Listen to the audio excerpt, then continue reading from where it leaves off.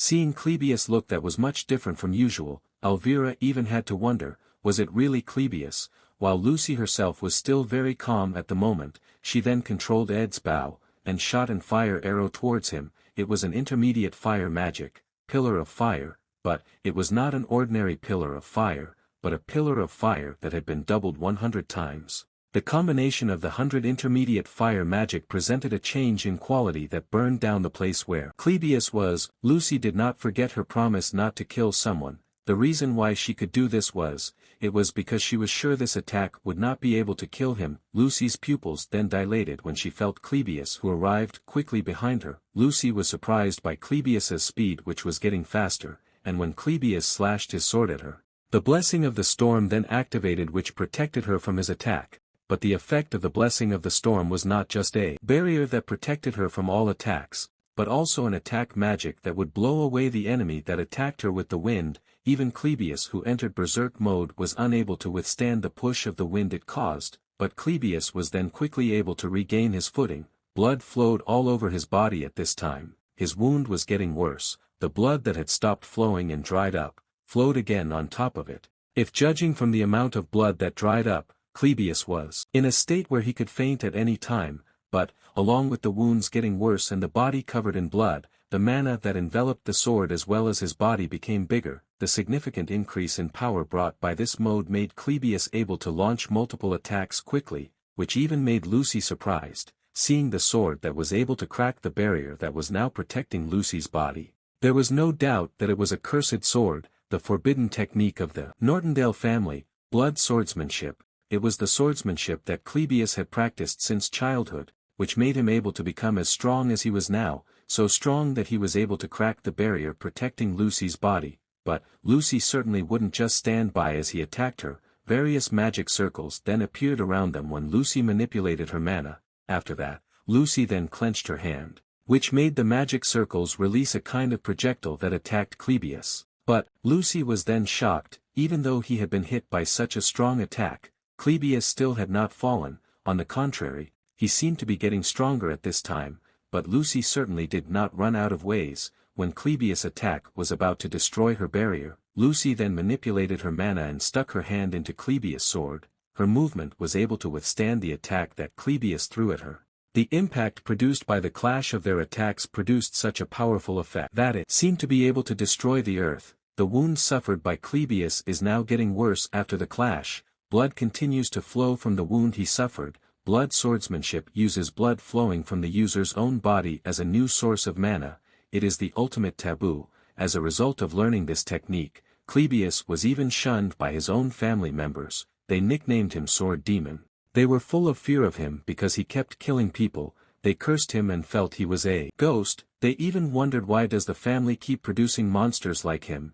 They disliked him so much. They even opposed him to become the heir. At that moment, when everyone seemed to hate him, someone suddenly came to him and patted his shoulder. He said, "That's not true, you are not a monster, that person is his brother." While smiling warmly at him, his brother asked, "Right?" Clebius, after recalling these memories, Clebius then got up again. He was silent for a moment, then opened his eyes. A monster who had mastered blood swordsmanship, which was known as a taboo, the Sword Demon, Clebius Nortondale. The blood flowing from his wound did not weaken him. On the contrary, it was used as a driving force to strengthen his strength now. Recalling the question his brother asked him back then, Clebius had no choice but to admit it now, that he was a real monster. Seeing Clebius, who rushed back attacking towards her, Lucy then cast high-level lightning magic, divine punishment, while elsewhere, Zix was running with Tanya at this time. Seeing Tanya, who was exhausted, behind him, Zix then encouraged her.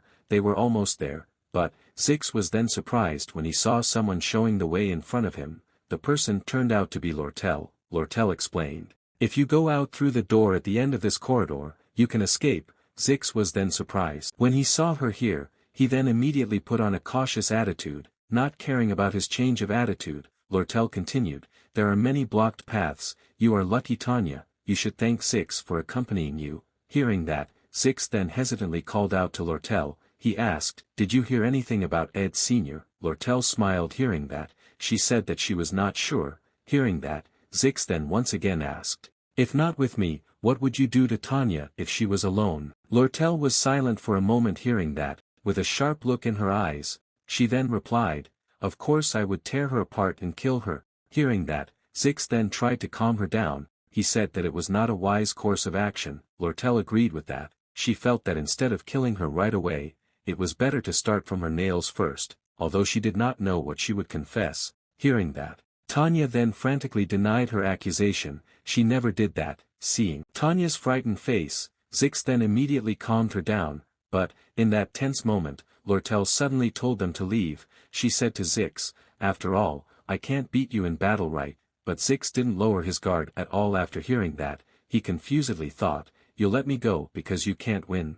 Armed with his strong instincts, Zix's body suddenly stiffened at this time. As everyone in Sylvania knows, making Lortel Ketchel your enemy is a foolish act. As soon as this girl shows her hostile aura, you can't even imagine what is behind that door. Zix is really confused at this time.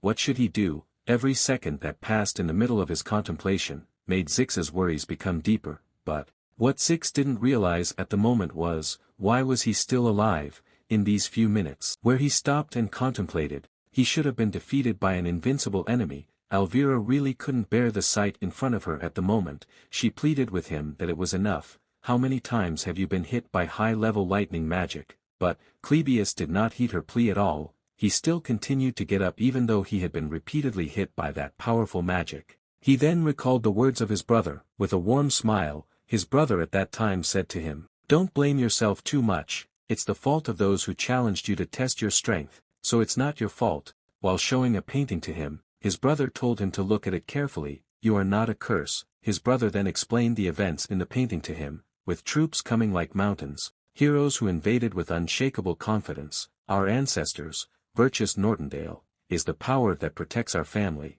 If you have that power, maybe you can also be a hero like him. Clebius then got back up after remembering his brother's words. He cursed. He felt his brother had been wrong. With Lucy who again cast a high-level magic to attack him, Clebius then rushed back to attack her. In the Nortondale family, there lives a sword demon. No matter how much he pretends to be human, when he loses his mind, the surroundings will become a sea of blood.